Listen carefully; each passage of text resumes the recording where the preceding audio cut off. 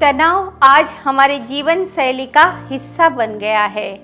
खास तौर पर ये हमारे बच्चों के लिए बेहद घातक साबित हो रहा है। नमस्कार, मैं हूँ उपाली अपराजिता।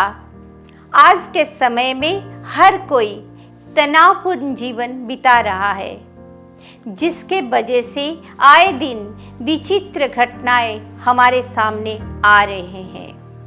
लगता है जैसे समाज अधोपतन के तरफ जा रहा है। हम बाहरी रूप से तो विकसित दिखाई देते हैं, लेकिन अंदर से उतनी ही कमजोर होते जा रहे हैं। हम देख रहे हैं कि आए दिन बेहद कम उम्र के बच्चों में निराशा जैसी मानसिक बीमारियां पाई जा रहे हैं। हाल ही में कुछ खबरें ऐसे भी पाए गए हैं कि छात्र मानसिक तनाव में आकर आत्महत्या जैसे घातक कदम उठा रहे हैं। इसे निराशा भरे माहौल और सामाजिक हालातों से अगर कोई एक बात हमें बाहर निकाल सकती है तो वो है हमारा अंतर्निहित ज्ञान। जी हाँ, मैं ज्ञान इसीलिए बोल रही हूँ क्योंकि एक मनुष्य के अंदर का ज्ञान ही उसे जीवन का मर्म समझाने में सहायक होता है।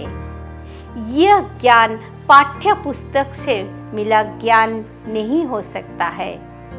इसे प्राप्त करने के लिए हमें सनातन धर्म के कुछ महान ग्रंथों का सहारा लेना जरूरी है, क्योंकि ज्ञान प्राप्त करने के लिए कोई उम्र नहीं होती है और एक छोटे बच्चे का दिमाग में जो बात एक बार बैठ जाता है तो वो पूरी जिंदगी उसके दिमाग से मिटती नहीं है।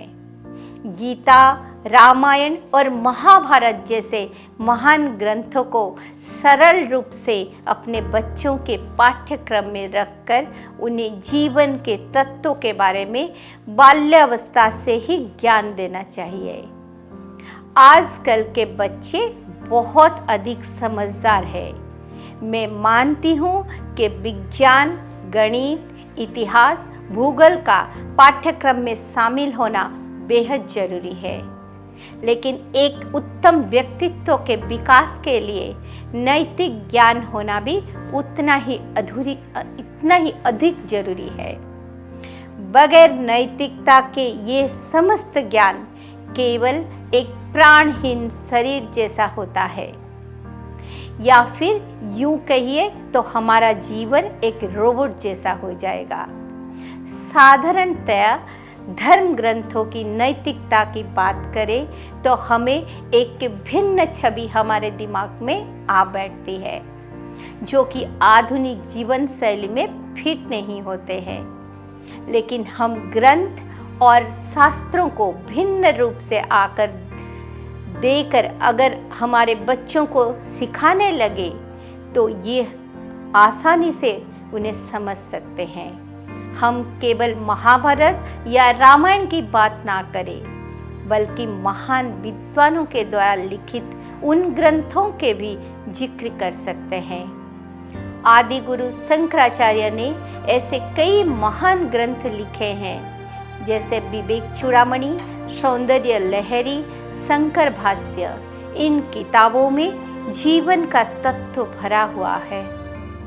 ऐसे ही एक किताब है स्वामी योगानंद परमहंस की एन ऑटोग्राफी ऑफ योगी, या फिर स्वामी विवेकानंद का कर्मयोग या राजयोग किताब है। ऐसे किताबों में पढ़कर जीवन को समझने की दुविधा ही नहीं मिट जाएगी। जे कृष्णमूर्ति जैसे महान आत्मा ने अपने अनुभवों के किताबों में माध्यम से कुछ इस प्रकार व्याख्या की है, जिसे पढ़कर हमारा मन इतना अधिक सुदृढ़ हो जाता है जिसका कोई मुकाबला ही नहीं कर सकता है। इन महान विद्वानों ने अपने ज्ञान का मंथन करके जो निष्कर्ष निकालते हैं उसे किताबों में संरक्षित किया गया है। मानो तो ये किताबें हमारे जीवन में ऊर्जा लाने के लिए विटामिन का काम करते हैं। उसके अध्ययन के द्वारा हमारा धर्म को सही मायने में समझने में आसानी होती है। यह हमें संकीर्णता को छोड़कर मुक्त बनाने में सहायक होता है। कोई भी व्यक्ति किसी भी धर्म का क्यों ना हो, एक मुक्त आत्मा वास्तव में मनुष्य को ईश्वर के समान बना देती है। इसीलिए हमारे उपनिषद में कहा गया है, सा विद्या या विमुक्तये, यानी वास्तविक विद्या वही है जो मुक्ति दिलाए। धन्यवाद।